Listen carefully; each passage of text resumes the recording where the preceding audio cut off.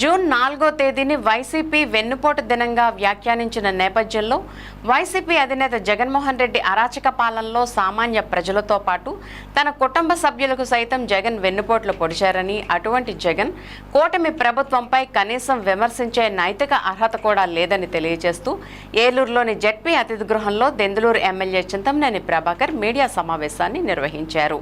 ఈ సందర్భంగా దెందులూరు ఎమ్మెల్యే చింతమనేని ప్రభాకర్ మాట్లాడుతూ జగన్మోహన్ రెడ్డి భుజాన్ని ఎత్తుకుని పెంచిన సొంత బాబాయిని చంపిన వాళ్లతో అంటకాగుతూ తల్లిని చెల్లిని బయటికి గెంటి పేదలకు సొంత ఇల్లు అంటూ అతను తినే సన్నబియ్యం పేదలకు ఇస్తానంటూ ఎన్నో రకాలుగా ప్రజలను మోసం చేసి అతని బ్రాండ్ మద్యం తాగి ఎంతోమంది మరణాలకు కారణమయ్యి ఎంతోమంది మహిళల తాలిబొట్లు తెగి వాళ్ల కుటుంబాలు రోడ్డున పడి ప్రజలు అతనికి ఇచ్చిన అధికారాన్ని దుర్వినియోగం చేసి నిరుద్యోగ యువత నుంచి పెన్షన్లు అందుకోవాల్సిన వృద్ధుల వరకు అందరినీ మోసం చేసి రాష్ట్ర ప్రజల చేత గడిచిన ఎన్నికల్లో చేత్కారాలకు గురై ఇప్పుడు అతను కూటమి ప్రభుత్వం వెన్నుపోటు అంటూ మాట్లాడేది కనీసం కూటమి ప్రభుత్వం పనితీరుపై విమర్శించే నైతిక అర్హత కూడా అతనికి లేదని గుర్తుపెట్టుకోవాలంటూ విమర్శించారు.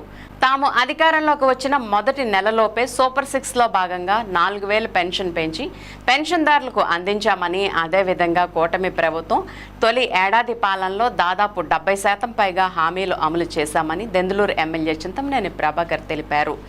జగన్మోహన్ రెడ్డి ఆపేసిన ఇంటి బిల్లులు కొడుతున్నామని, సొంత ఆస్తుల ఆదాయం పెంచుకోవడానికి రాష్ట్రాన్ని ఆంధ్రాగా చేశావని, నువ్వు చేసిన అక్రమ మద్య వ్యవహారాల వల్ల కొన్ని లక్షల మంది మహిళల తాళ్లు తెగిపోయాయని దెందులూరు ఎమ్మెల్యే చింతమనేని ప్రభాకర్ తెలియజేశారు. కూటమి ప్రభుత్వం అధికారంలోకి వచ్చిన తర్వాత ప్రజలపై చెత్త పన్ను రద్దు చేశామని అన్నారు.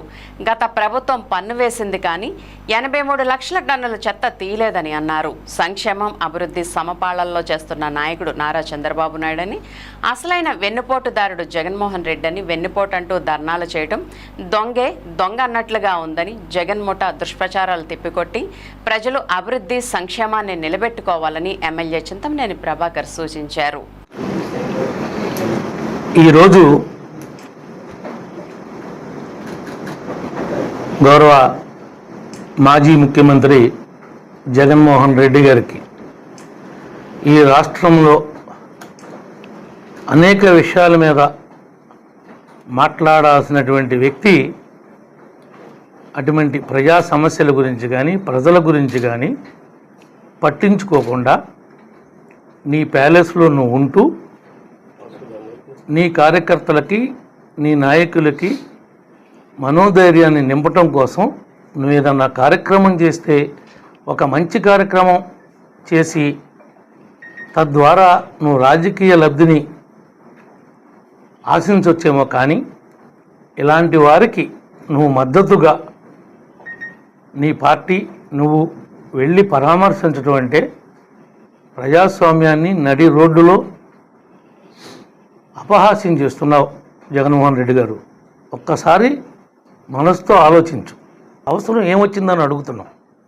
ఈ రోజున నీ నాయకులకి నీ కార్యకర్తలకి మానసికంగా ధైర్యం కోల్పోయారు. మీ పార్టీ ప్రజలలో విసిరివేయబడింది.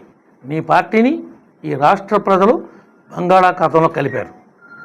అన్ని వర్గాల వారు, అన్ని కులాల వారు, అన్ని మతాల వారు యూనిఫామ్గా మరి ఇలాంటి తీర్పుని ఇస్తే నువ్వు ఈ రోజున ఆయన పరామర్శిస్తున్నావంటే అంటే ఈ రాష్ట్రాన్ని ఏ రకంగా ఎటు తీసుకెళ్దామని నీ ప్రయాణం అని చెప్పి మేము అడుగుతా ఉన్నాం.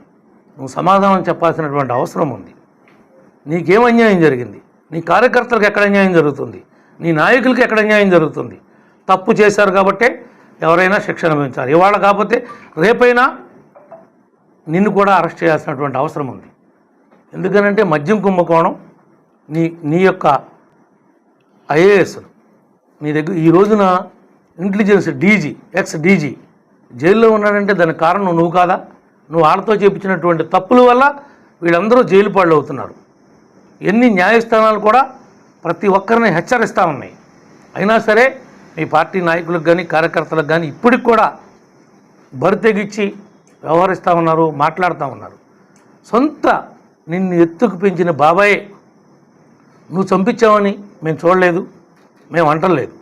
కానీ మీ యొక్క చిన్నాయన కూతురే ఆ ముద్దాయిలకి కొమ్ము కాస్తున్నావని చెప్పి నిన్ను ప్రశ్నిస్తూ ఉంది.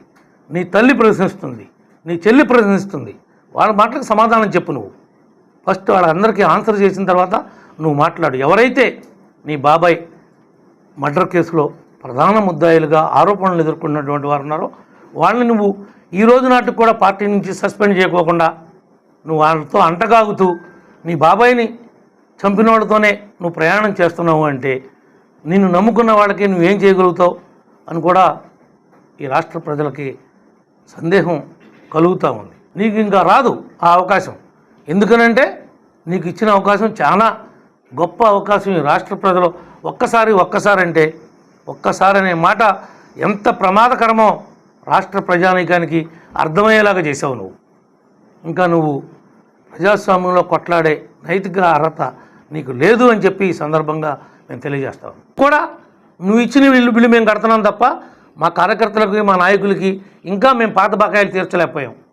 రాష్ట్ర ఆర్థిక పరిస్థితి బాగోనందువల్ల ఇవాళ కాకపోతే రేపు కాకపోతే ఎల్లుండో మా నాయకులకి కార్యకర్తలకి ప్రజలకి నచ్చ చెప్పుకుని ఆ బాకీలన్నీ కూడా కట్టే బాధ్యత మేము తీసుకుంటున్నాం. నువ్వు రోడ్డు కాంట్రాక్టర్లకి పంచాయతీరాజ్ కావచ్చు, ఆర్ఎన్బి కావచ్చు, ఇరిగేషన్ కావచ్చు, వాళ్ళకు బకాయిలు పెట్టి వెళ్ళిపోతే ఆ బకాయిలన్నీ దశల వారీగా మేము తీరుస్తున్నాం. మేము రోడ్లన్నింటినీ పరుగులు పెట్టిస్తూ ఉన్నాం. మేము బిల్లులు కట్టాం కాబట్టే వాళ్ళు పనులు చేస్తున్నారు. అవన్నీ మా భారాలన్నీ కూడా మా నెత్తి మీద పెట్టి వెళ్ళిపోయావు. నువ్వు పట్టించుకోలేదు. నీ సొంత ఆస్తులు పెంచుకోవడానికి, నీ యొక్క ఆదాయాన్ని పెంచుకోవడానికి ఒక క్వార్టరీని తయారు చేసి రాష్ట్రాన్ని డ్రగ్ ఆంధ్రప్రదేశ్గా తయారు చేసావు, గంజాయి ఆంధ్రప్రదేశ్గా తయారు చేసావు. నీ ఇష్టం వచ్చిన బ్రాండ్లు పెట్టి కల్తీ మద్యాన్ని తయారు చేసి పేదవారి యొక్క ఆరోగ్యాన్ని గాల్లో పెట్టేశావు. కొన్ని లక్షల మంది తాళ్ళు తెగిపోయినాయి. మీ అందరికీ కూడా తెలుసు, మీడియా వారందరికీ కూడా ఎంతమంది చనిపోయారో, ఎంతమంది కేవలం నువ్వు పోసినటువంటి స్పిరిట్ తాగి ఆరోగ్యం పాడైపోయినాయి. ఈనాడు మద్యం 100 రూపాయలకే వస్తుందంటే ఆ రోజు 220 ఏంటి, ఈరోజు ఈ ప్రభుత్వం వచ్చిన తర్వాత 100 ఏంటి? అంటే మేము మద్యాన్ని ప్రోత్సహిస్తున్నామని కాదు నేను చెప్పేది. కానీ 220 పేదవాడి సంపాదన అంతా కూడా బ్రాందీ షాప్ కాడే పోయింది ఆ రోజున. వీటన్నిటికీ సమాధానం నువ్వు చెప్పాలి. నువ్వు పేదవాళ్ళు తాళ్ళు దింపింది నువ్వు, పేదవాళ్ళ యొక్క ఆరోగ్యాన్ని పాడు చేసింది నువ్వు, పేదవారిని నడి రోడ్డు మీద గొడ్లోడ తీసింది నువ్వు.